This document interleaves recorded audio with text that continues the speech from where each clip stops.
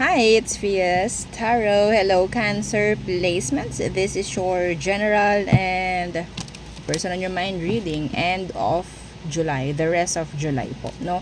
Again, kung may tanong po pagdating sa private reading and sa ating mga charms, yeah, just message me sa akin pong FB page. Okay, lalo na kung nanonood ka sa YouTube, no? So, punta ka po sa FB page ko, sa FB. Oo. So, doon nyo po ako makikita, doon nyo po ako mamamessage. And, yeah. Anyway, so, Cancer, what is for you the rest of July? Anong kailangan mong malaman? Anong kailangan mong marinig? Gabay? Prediksyon? Mensahe? Okay, yeah. Cancer. Cancer placements. The rest of July for Cancerians. The Tower.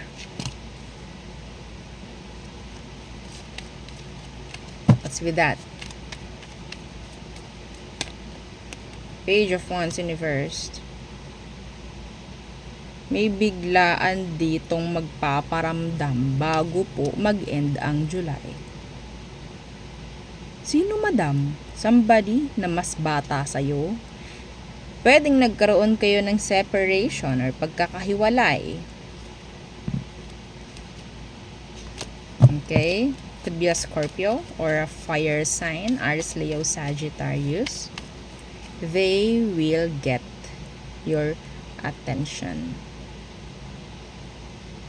They want your attention.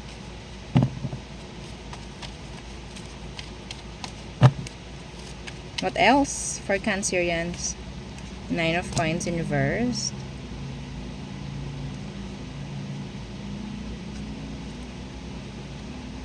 Grabe, may nakikita ko dito mapuputulan ng kuryente.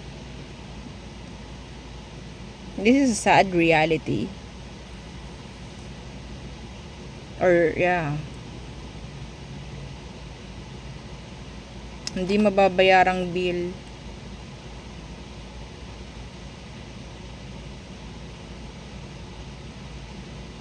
Okay? Or kung ano man na parang pinasok mong isang responsibility, like kailangan mong magbayad monthly. I don't know kung mababayaran mo siya this month. Parang hindi. What's with this Nine of Coins in reverse?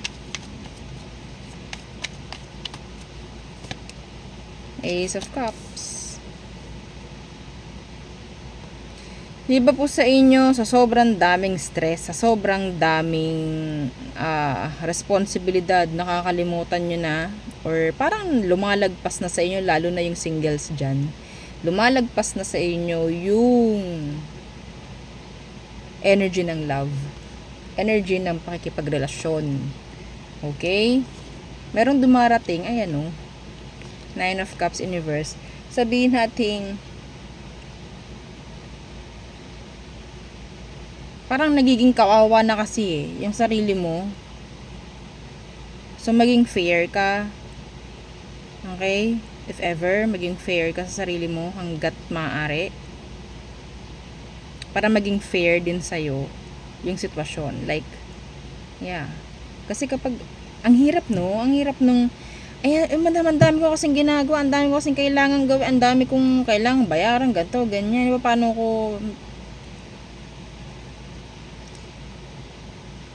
hindi naman siguro 24/7. No?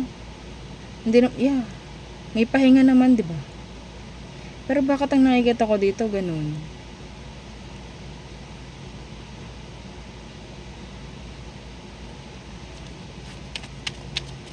May offer dito na parating bago mag-end ang July. Kaso nga lang, hindi ko alam kung malalagpasan ka or what. May chance malagpasan ka. What else?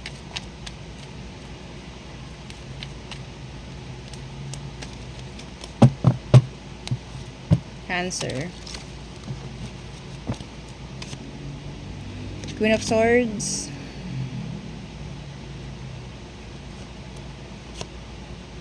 Ten of Pentacles. Loans. I'm hearing loans. may maglo-loan, may makaka-loan. Proposal, some of you, I'm hearing contract, I'm hearing may mga pagpipirma ako nakikita dito. Four of Wands, some of you, there's this energy of buying a house. Okay, iba dito. So, hindi po lahat ito masasabing inyo. So, mas maganda nga i-claim nyo lang yung magaganda. Opo, i-claim nyo lang yung magaganda. Kasi syempre, ang dami nyong nanonood, no? Hindi lang naman masabi natin, ikaw lang mismo ang binabasahan ko. No? Okay? And, wala akong binabanggit na pangalan. This is general, collective. Okay? Yung mga gandang iyong i-claim. Yun ang advice ko. Pero yung mga pangit, gawin yung gabay. Gawin nyo pong gabay. Huwag nyo isantabi yung mga negative na message. Okay? So now, I'm hearing pwedeng may makakakota. Oo nga eh. Kita ko nga, sobrang dami mong pagod. Sobrang dami mong gawa. Ewan ko, hindi ka pa makakota. So, yun, no? Meron ding makakabili nga ng something like may key, may susi, bahay, sasakyan, ganyan. And this is, sabihin nating talagang may pirmahan. May pirmahan. I'm hearing turnover. Turnover. Parang sa bahay yun, no? Pwedeng by the end of the month, mai-turnover na sa'yo yung property, I guess. Nawa, diba? Merong mag-o-offer ng kanyang emosyon or may magiging transparent. Some of you. Merong darating na sabihin nating tingin mo walang kasaysayang bagay pagdating sa love. Pero I think the person is willing to commit. Yeah, willing to commit. May chance and merong potential na magkaroon ng long-term connection with that person, with that specific person. Okay? So, let's see.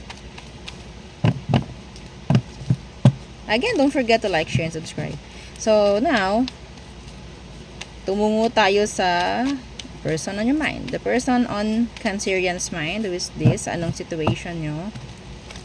Anong situation nyo? The Knight of Wands reversed. The Ace of Wands. Playing the field. Playing the field. On, off kayo nitong taong to. Some of you, this could be sex-based. Okay, this could be sex-based.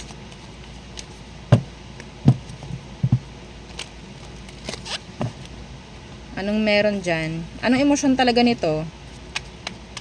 Para sa'yo, Cancer. What is their emotion? The Knight of Swords in reverse. So, inconsistent. The Ten of Coins. Do you have this? Do you have money? May mga benepisyo ka bang naibibigay sa taong to? Isa dyan. Ito yung isa dyan sa dahilan kung bakit yan nag-i-stay or pinipili ka ng pinipili. Aalis, babalik, aalis, babalik. Okay? So, this is sex-based and money-based. No emotions at all. Meron ditong ginagamit at nagpapagamit. Yan na naman si Madam. Nang real talk na naman. Wala tayong magagawa. Alam nga namang sabihin ko, I love ka nito. Naglokohan tayo. No? Naglokohan tayo pag ganyan. Niloloko ka na nga, lolokohin pa ba kita? Okay, so, nawa walang makaresonate, no? Gusto ko, walang nakaka-resonate sa ganitong uri ng reading. Pero, imposible eh. Oo, hindi ko ito makukuha ng wala lang. Madalas yung mga nakaka-resonate sa ganito yung mga tahimik. Siyempre. So, tingnan natin. Madalas hindi naka-follow. Yeah. Alam nyo ba na mas madaming nanonood sa akin na hindi naka-follow? or nakasubscribe. O, anong ginagawa nyo? Baka naman. Oo, so, I don't know, like, parang sila nagtataago. Baka kasi makita ni ganito, ni ganyan, nanonood ako ng ganito.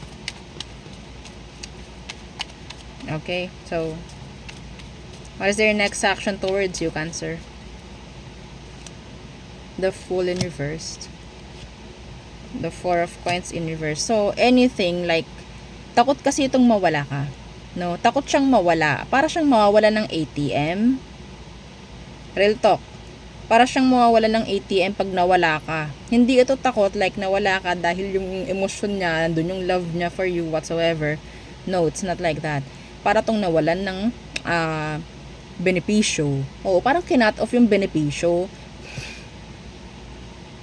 Kaya gagawin niya everything. Okay, gagawin niya. Sasabihin niya yung mga mabubulaklak na salita na gusto mo para lang mapaniwala ka. Okay? Maging mapanuri, maging matalino. Okay, dito. Maging matalino, ha? Ayan o, ang linaw nito. The High Priestess, the Ace of Cups. High Priestess is somebody na intelligent. Hindi lang puro emosyon ang gagamitin or ang ginagamit. And the High Priestess is your intuition. Okay? So, who else? Who else? Ay, nakaano na ba? Nakadalawa na bang reading? So, maging fair tayo kung nakadalawa ka ng reading. No, nakadalawa ka ng person. Nakadalawa ka na bang person? I think.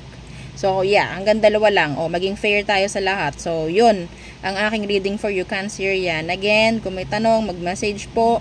And, yeah, hanggang dito lang muna. Again, thank you. Goodbye.